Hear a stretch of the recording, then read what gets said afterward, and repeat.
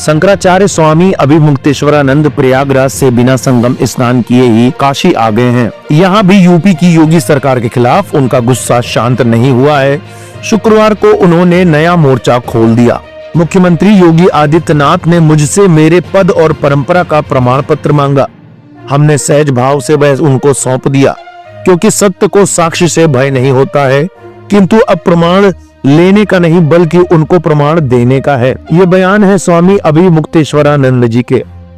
उन्होंने आगे कहा, संपूर्ण सनातनी समाज की तरफ से मैं मुख्यमंत्री योगी आदित्यनाथ के हिंदू होने का साक्ष्य मांगता हूँ। हिंदू होना केवल भाषणों या भगवे तक सीमित नहीं है, इसकी कसौटी गौ सेवा और धर्म रक्षा है। गौ माता को राज्य माता का दर्जा देकर वह अपने हिंदू होने का प्रमाण दें, अन्यथा 40 दिन बाद हम धर्म सभा करके उन्हें नकली हिंदू घोषित करेंगे। यह बातें ज्योतिष पीठाधीश्वर जगत गुरु शंकराचार्य स्वामी अभिमुक्तेश्वरानंद सरस्वती ने शुक्रवार को काशी में शंकराचार्य घाट स्थित श्री विद्या मठ में पत्रकारों से बातचीत में कही।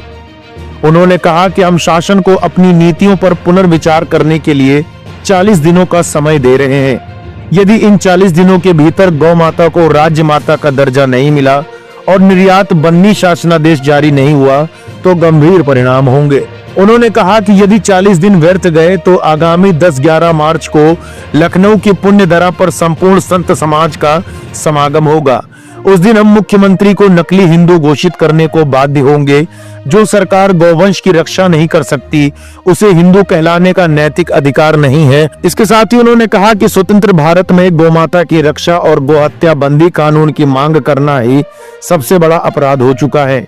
तभी तो जब जिसने यह आवाज उठाई, सरकारों ने उसे क्रूरता पूर्वक रौंद दिया। उदाहरण 1966 का दिल्ली का गोरक्षा आंदोलन है, जिसमें तत्कालीन सरकार ने जाने कितने गो भक्तों संतों को गोलियों से भून दिया और धर्म सम्राट स्वामी करपात्री महाराज सहित प्रमुख सनातनियों पर भी तरह तरह के अत्याचार किए। और अब उसी आवाज को बुलंद करने के कारण हमें और हमारा इस कार्य में सहयोग कर रहे वो भक्तों पर भांति भांति के अत्याचार और अन्याय हो रहे हैं। यहाँ तक कि हमसे हमारे शंकराचार्य होने का प्रमाण मांगा जा रहा है और हमारी छवि को सनातनी जनता के बीच धूमिल करने के तरह तरह के प्रयास किए जा रहे हैं। इसी के साथ ही उन्होंने कहा कि हाल ही में महाराष्ट्र सरकार ने देशी गायों को राज्य माता घोषित किया और जिस तरह नेपाल में गाय राष्ट्रीय पशु है, उसी तर्ज पर उत्तर प्रदेश में भी गौ माता को राज्य माता का सम्मान मिले। उन्होंने आगे कहा कि जन जन का आह्वान यह केवल एक पद की लड़ाई नहीं बल्कि सनातन की आत्मा की रक्षा का प्रश्न है।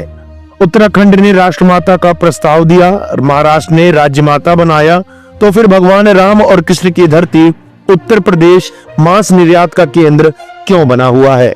इस खबर के बारे में आपका क्या कहना है, हमें कमेंट बॉक्स में जरूर बताएं।